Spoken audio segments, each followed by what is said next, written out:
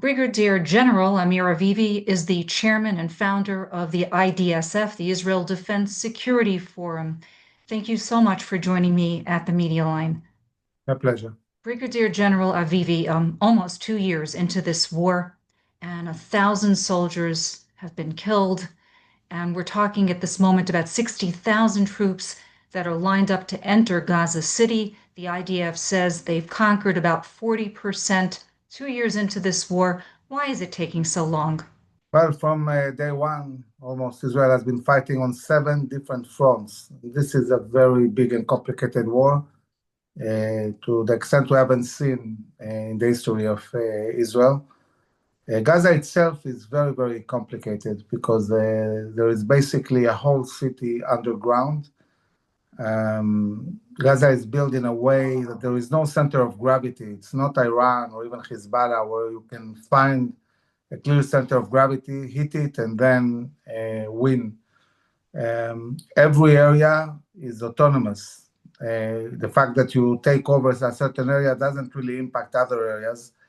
And it creates a reality where you have to really systematically take over the whole area of Gaza, and systematically also destroy all this underground infrastructure where all these thousands of terrorists hide.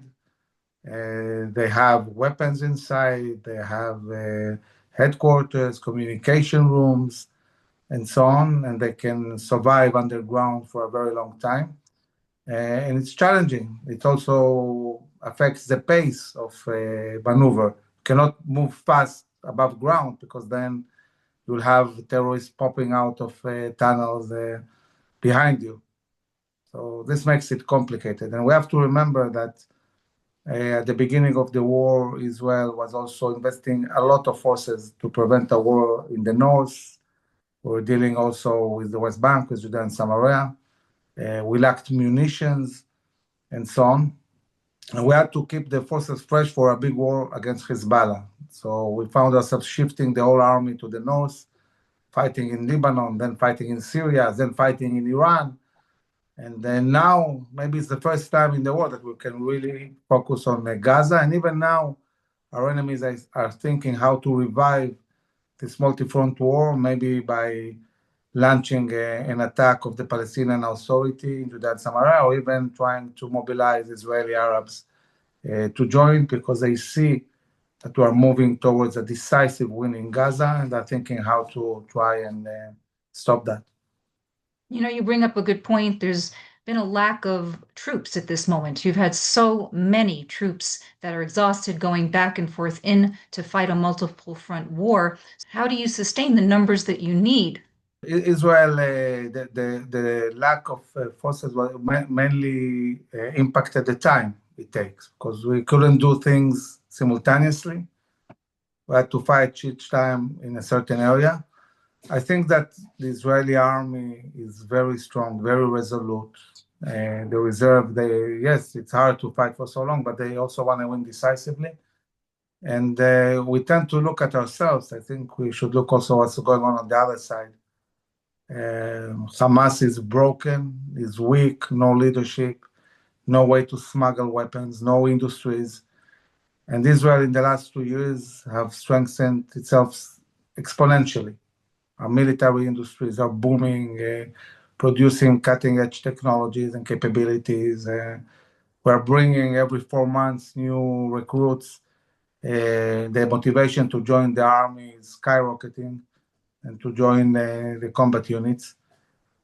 So in the regular army, we have many fresh soldiers that haven't been in fights for so long, and they want to defend their country and win. Realpolitik is right here, and President Trump has said he had enough. And the messaging, as you are seeing and we're all witnessing, is get the war over. How fast can this be done? Well, the message is win the war fast, not just get it over with. It's very different from the message of the previous administration, that we're just looking at de-escalation, stopping the war by making Israel lose the war. We're not going to lose the war. We're going to win the war. And it's natural that both the Prime Minister and President Trump want to move faster towards a decisive win. And I think it will happen in the coming months. And I'm glad that there is this pressure, The overall, I think, interest of the president, but also of the prime minister, they're both going to elections in a year. And they want to reach this point after a decisive win in the war, after signing peace agreements. In the Middle East, you cannot move towards the expansion of the Abraham Accords without winning first in Gaza. So it's obvious that both Israel and the US want to move forward with winning the war and then focus really on normalizing relations and peace agreements and possibly also sovereignty in big areas in Judea and Samaria. Wouldn't you say this is the most dangerous point of the war? You have, as you said, many homes booby trapped.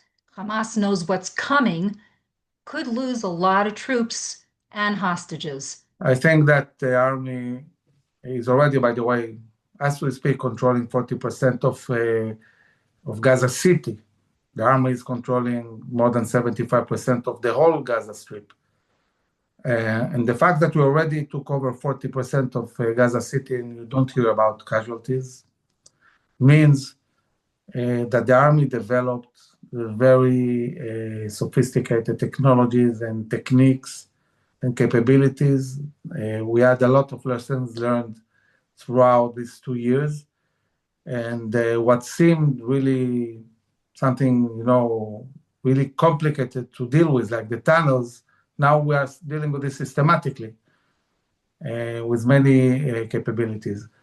So until a month or two ago, the Israeli army took over 3/4 of the Gaza Strip completely, conquered it, cleared it almost entirely. And Gaza City is no different. Same kind of enemy, same kind of tunnels. Yes, it's a bit, more dense. Yes, it's the last stronghold, so they probably will fight with their back against the wall. But we're also talking about a very, very tired and weakened terror organization with no leadership and no ability to renew itself with the munitions and so on. They're suffering from a very low morale, and they understand that it's a game over. We're going in, and it will end with a decisive win and with the destruction of this terror organization in the Gaza Strip. We speak of Gaza City. Can you explain to the audience? We're not talking about a very vast area, a couple of kilometers. So, can you explain to the audience precisely what we are encountering here? What is happening? What are they seeing?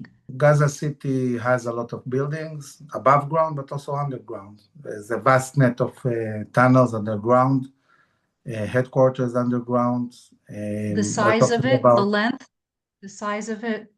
it's hundreds of miles of tunnels, thousands of terrorists with RPGs, booby-trapped houses, and it's really a challenge how to develop techniques that will make sure that the soldiers are safeguarded. Now, in Gaza City, at present, you have something like 800,000 Gazans that are there, and the army is making a lot of preparations to be able to move them to the humanitarian zone so they don't get caught in the war. And by doing that, minimizing collateral damage. So Israel is building distribution centers of humanitarian aid, hospitals, bringing tents and so on to create a humanitarian zone that can sustain these numbers and also give all the humanitarian aid needed to the civilians themselves. Once they move, we'll have in the city only Hamas, and then the army will be able to operate much freely in order to deal with this. The big challenge we have is how to safeguard the hostages. And really, it's a complicated issue. And I see three scenarios with the hostages. One is that at a certain point, it will be obvious that it's game over, Hamas is going to lose, and then they will call to stop, to lay down their weapons, give us the hostages, and for doing that, they will get a safe passage into the Sinai Peninsula so that they can get out of Gaza Strip alive. Another scenario is a complete collapse, chaos. I mean, Hamas falls, but they don't have decision making. They don't surrender in a way that is controlled. Then Israel will have to go into the areas where the hostages are, surround them, and conduct a negotiation with the kidnappers themselves, not Qatar, not Egypt, with specific kidnappers who are holding specific hostages. Tell them, that's it, it's game over. Hamas is gone, we are controlling Gaza. Now give us the hostages, take some money, and get out of Gaza. And there will be many instances where hostages will be rescued militarily, where we'll have these opportunities, and especially, by the way, talking about those hostages who are not alive. We have 28 hostages who are not alive, so rescuing them militarily doesn't endanger them. And we see a combination probably of these efforts. Israel is not going to stop until we bring all our hostages back, but also eradicating Hamas and creating the terms that never again there will be a terror army in the Gaza Strip. There's been political divide between the IDF and, of course, the prime minister and the cabinet. And the bottom line is this has to have had caused a lot of problems internally. How do you continue knowing all the time that you're dealing with the political pushback at times? People don't tend to understand the biggest strengths of the Jewish people. We argue a lot.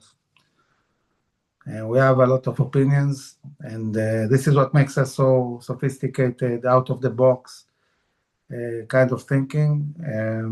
And I think that it's very important that when there is a cabinet meeting, that people speak their mind. And the chief of staff always speaks his mind. There is no daylight at all between the government and the army when it comes to the question of reaching the goals of war. Everybody agrees 100% that we need to reach all goals of war. We need to eradicate Hamas, create a different reality in Gaza in the long term, and bring back our hostages. The discussion is about techniques, timetable, different aspects. The army sees things from his side. The government has concerns that the army doesn't have. The army is not under pressure from Trump. The army doesn't think about elections. The army doesn't think about politics. It thinks about military issues. So obviously each side has its own perspective. But once there is a decision, once the cabinet takes a decision, as the chief of staff said, we're going to execute these decisions with excellence, the best way we can. And now decisions have been taken. We are going to destroy Hamas. We're going to take over Gaza City. And the army is 100% focusing on reaching the goals that were set by the Israeli government. Okay, so last quick question, because I know you're running. A lot of the Gazans are saying there are medical problems, they can't move, they can't afford to move. What is the army doing to help these people? The army is building field hospitals. The army is cooperating with many, many international organizations. It's enabling other countries to bring aid, even bring it directly through the air, and building more zones of distribution directly to the Gazans themselves with the American companies. So there are many, many ways in which Israel is operating to make sure that on one hand, we're really fighting and winning against Hamas, on the other hand, taking care of the humanitarian effort for the Gazans themselves. Amir Avivi, Brigadier General, really thank you so much for joining me, Chairman of the IDSF. What a pleasure. Not an easy time. And of course, everyone is praying for the hostages and for this to be over. Thank you very much.